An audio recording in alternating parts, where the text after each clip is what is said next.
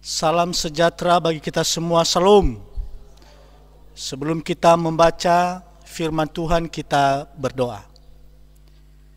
Bapa Surgawi yang kami kenal di dalam nama Yesus Kristus, kami bersyukur atas kesempatan yang indah pada saat siang hari ini.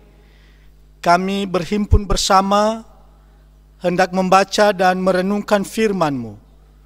Berkatilah kami melalui kebenaran firman-Mu. Kami sambut di dalam nama Yesus Kristus. Kami telah berdoa dan bersyukur. Amin. Bacaan kita pada pagi hari ini, pada siang hari ini, terambil dalam Injil Matius pasal 28, ayat 1 sampai ayat yang ke-10. Injil Matius pasal 28 ayat 1 sampai ayat yang ke-10. Beginilah firman Tuhan. Diberi judul oleh LAI Kebangkitan Yesus. Setelah hari Sabat lewat, menjelang menyingsingnya fajar pada hari pertama minggu itu, pergilah Maria Magdalena dan Maria yang lain menengok kubur itu. Maka terjadilah gempa bumi yang hebat, sebab seorang malaikat Tuhan turun dari langit dan datang ke batu itu dan menggulingkannya, lalu duduk di atasnya. Wajahnya bagaikan kilat dan pakaiannya putih bagaikan salju. Dan penjaga-penjaga itu gentar ketakutan dan menjadi seperti orang-orang mati. Akan tetapi malaikat itu berkata kepada perempuan-perempuan itu, "Janganlah kamu takut, sebab aku tahu kamu mencari Yesus yang disalibkan itu. Ia tidak ada di sini, sebab ia telah bangkit, sama seperti yang telah dikatakannya. Mari, lihatlah tempat ia berbaring. Dan segeralah pergi dan katakanlah kepada murid-muridnya bahwa ia telah bangkit dari antara orang mati. Ia mendahului kamu ke Galilea, di sana kamu akan melihat dia. Sesungguhnya aku telah mengatakannya kepadamu." Mereka segera pergi dari kubur itu dengan takut dan dengan sukacita yang besar, dan berlari cepat-cepat untuk memberitahukannya kepada murid-murid Yesus. Tiba-tiba Yesus berjumpa dengan mereka dan berkata, "Salam bagimu." Mereka mendekatinya dan memeluk kakinya serta menyembahnya. Maka kata Yesus kepada mereka, "Jangan takut. Pergi dan katakanlah kepada saudara-saudaraku supaya mereka pergi ke Galilea, dan di sanalah mereka akan melihat aku." Demikianlah firman Tuhan. Bapak, Ibu, Saudara yang dikasihi oleh Tuhan, yang sedang beribadah di rumah masing-masing, pada saat siang hari ini kita memperingati kebangkitan Tuhan Yesus, atau disebut momen Paskah. Bapak, Ibu, Saudara, pengertian Paskah saya pikir ini bukan hal yang baru, karena setiap tahun kita memperingatinya. Tapi sekedar mengingatkan, Paskah dalam bahasa Ibrani disebut Pesak, yang artinya melewati, menyeberangi.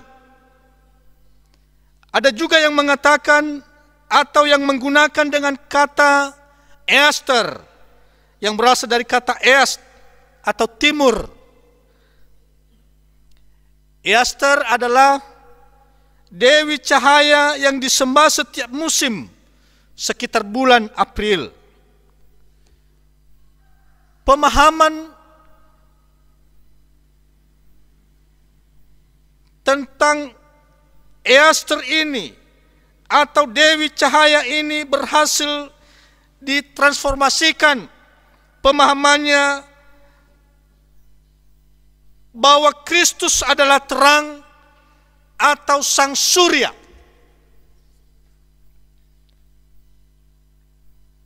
Di tengah-tengah Paskah ini atau di momen Paskah ini mengajak kita melihat satu berita bahwa Yesus sudah bangkit. Maka tema yang sudah disepakati beritakan bahwa Yesus sudah bangkit. Berbicara tentang berita, saudara-saudara. Berita akan memberikan gerak maju atau gerak mundur kepada seseorang bila positif atau negatif berita. Berita adalah, kalau kita melihat dalam kamus besar, berita adalah laporan. Berita adalah sebuah kejadian yang telah terjadi atau yang belum terjadi disampaikan kepada orang lain.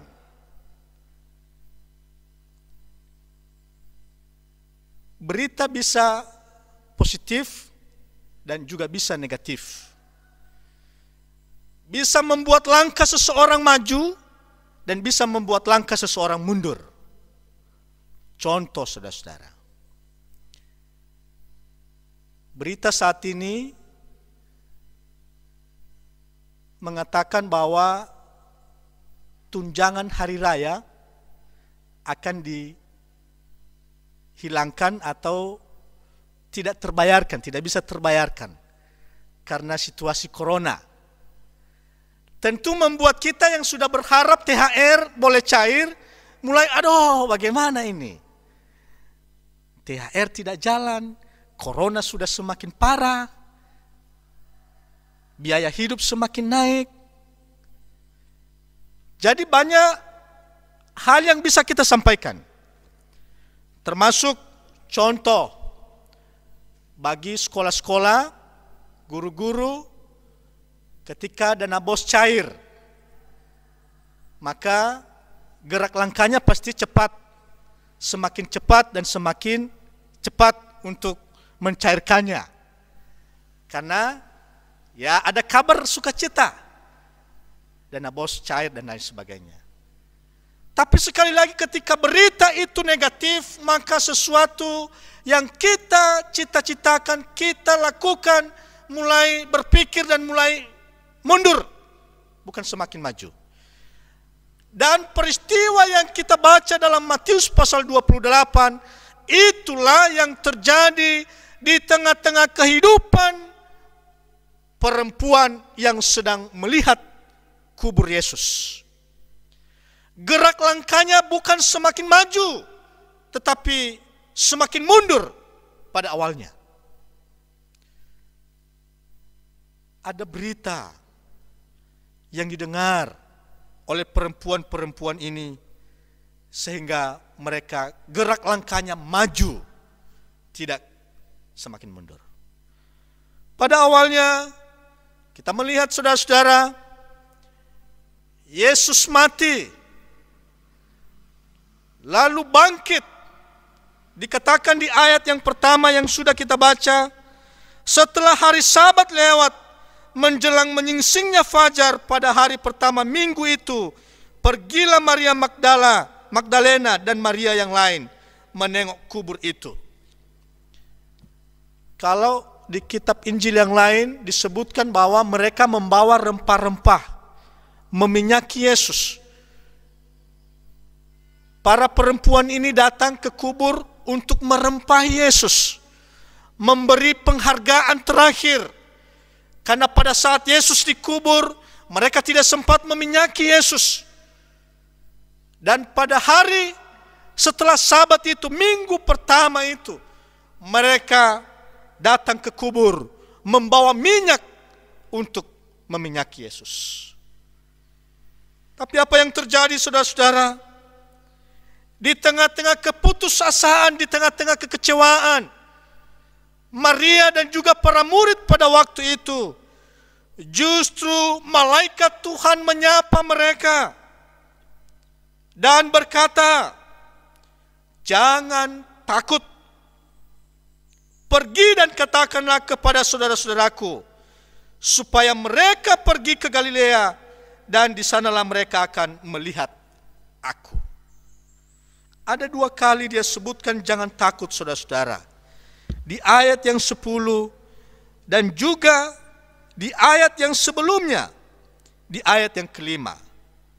Malaikat berkata, akan tetapi malaikat itu berkata kepada perempuan-perempuan itu, "Janganlah kamu takut, sebab aku tahu kamu mencari Yesus yang disalibkan itu."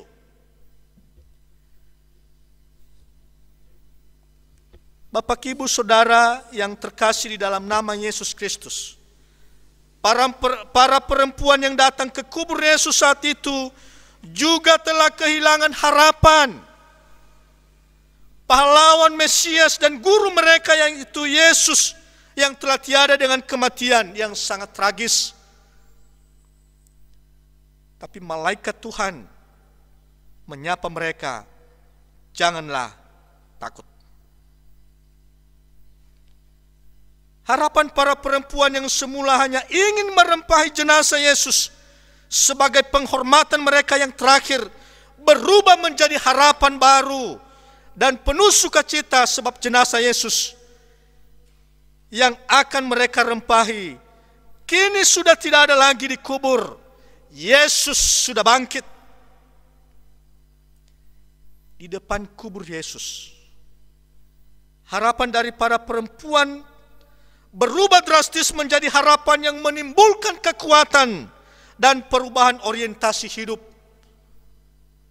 Kalau awalnya mereka hadir, mereka datang dengan lesu, dengan beban, dengan kesedihan. Tetapi justru mereka disapa oleh firman melalui malaikat Tuhan, "Jangan takut." Dan di ayat yang ke-10 diteruskan selanjutnya oleh malaikat Tuhan, "Jangan takut, pergi dan katakanlah kepada saudara-saudaraku, supaya mereka pergi ke Galilea, dan di sanalah mereka akan melihat aku." Kebangkitan Yesus menghibur dan mengusir perasaan takut. Saudara-saudara, apapun beban dan persoalan yang sedang kita hadapi saat ini, momen Paskah mengajak kita bahwa Yesus sudah bangkit dan Dia memberi harapan baru bagi siapa yang sedang mengalami persoalan. Dikatakan selanjutnya, menarik dalam bacaan ini, justru Yesus bangkit di ayat yang ke-10 menyuruh mereka pergi ke Galilea untuk berjumpa lagi dengannya di Galilea. Hanya saudara-saudara, kenapa Yesus menyuruh para murid datang ke Galilea? Kenapa tidak ke Yerusalem? Perlu kita pahami bahwa Galilea merupakan daerah yang dianggap terbelakang pada waktu itu, dengan tipe masyarakat yang dianggap kurang berpendidikan. Rata-rata mereka nelayan, bekerja di laut, lemah secara ekonomis, dan adat kesopanan yang kurang halus di Galilea terjadi. Tapi justru Yesus hadir, justru Yesus menyuruh para murid untuk datang ke Galilea. Saudaraku yang dikasihi oleh Tuhan, ini berarti Tuhan Yesus yang pernah hidup, wafat, dan kemudian bangkit dari antara orang mati, pada hakikatnya menjadi juru selamat bagi setiap orang yang lemah dan terbuang. Tuhan Yesus yang bangkit adalah juga Kristus yang sungguh-sungguh peduli dan mengasihi tiap orang yang tiada berdaya dan kehilangan pengharapan. Jadi Kristus yang bangkit dari kematian secara nyata memposisikan dirinya sebagai seorang pembela dan juru selamat bagi tiap orang yang terbuang, tersisih, dan ditolak oleh dunia ini. Saudaraku yang dikasihi oleh Tuhan, situasi, kondisi Indonesia saat ini yang sedang dilanda oleh krisis, oleh karena penyakit dan juga mempengaruhi ekonomi masyarakat. Saudara-saudara, mengingatkan kita bahwa Yesus sudah bangkit. Dia mampu menolong. Siapa yang sakit, siapa yang lemah, justru melalui Paskah, Yesus hadir untuk memberi semangat yang baru, memberi kekuatan, memberi pengharapan yang baru bagi setiap yang percaya kepadanya. Semoga di momen Paskah ini kita bagaikan para murid yang sedang mengalami banyak goncangan, baik itu ekonomi, sakit, penyakit, tantangan hidup. Saudara-saudara, kita diajak di momen Paskah ini bahwa Yesus sudah bangkit, dan mestinya kita harus bangkit menyampaikan kepada sesama bahwa kalau Kristus sudah bangkit, Dia mampu menolong yang lemah, dan Dia hadir memberikan solusi bagi setiap orang yang sedang putus asa. Semoga Tuhan menolong dan memberkati kita menjalani hari-hari ini. Tuhan memberkati. Amin. Kita bersatu dalam doa. Bapa Surgawi yang kami sembah di dalam Kristus Tuhan, bersyukur di momen Paskah ini kami diingatkan dalam perjalanan kami banyak beban, banyak persoalan, tetapi Kristus yang bangkit akan memberikan pengharapan yang baru dan menjadikan kami menjadi sarana untuk memberitakan firman, untuk memberitakan kabar sukacita kepada sesama kami yang lemah. Tuhan kuatkan kami, bimbing kami untuk menjadi pelaku firman. Berkati seluruh jemaat Tuhan yang sedang beribadah di rumah masing-masing. Apapun kondisi, sakit, penyakit, beban hidup yang sedang mereka alami, dijamah dan dilawat oleh Kristus yang bangkit, memberi jalan keluar di tengah-tengah kesulitan dan tantangan hidup. Ini doa kami yang jauh dari sempurna. Dalam nama Yesus kami telah berdoa. Saudara-saudara, terimalah berkat Tuhan. Damai sejahtera dari Allah Bapa, kasih dari Kristus Yesus, dan persekutuan di dalam Roh Kudus menyertai saudara-saudara sekalian sekarang sampai selama-lamanya. Amin. Shalom. Shalom. Yahovah.